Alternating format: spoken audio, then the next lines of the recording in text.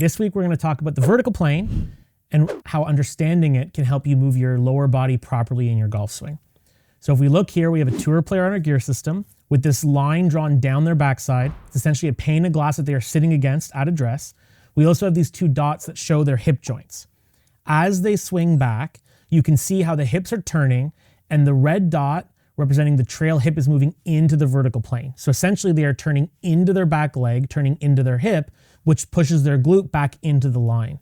This makes sure that we turn properly into our trail leg, working the weight a little into the heel, pushing the pelvis back, which helps them to maintain posture and create the space they need in their downswing to allow their arms to swing.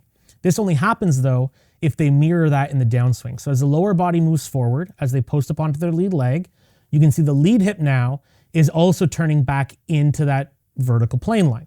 So this hip is now working back into the line as well.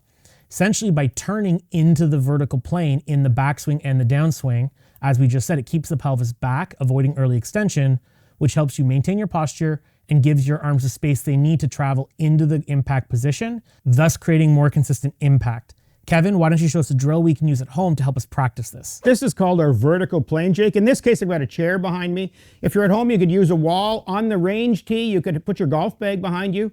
Basically, you're trying to get in great balance in the proper posture with those bum cheeks resting on the back of this chair. And then as Jake said, we want to keep those hips back. So as we turn and load properly, this back bum cheek has to stay on this chair. That's very important.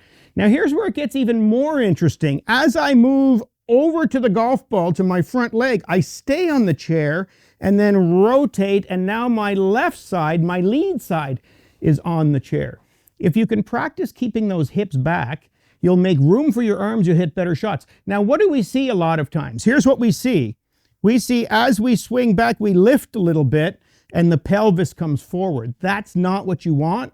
Or even worse than that, on the way through, I come into early extension or move into early extension and I come up and out, and again, I'm not on the chair. Practice swinging the golf club with your hips back and you'll hit better golf shots.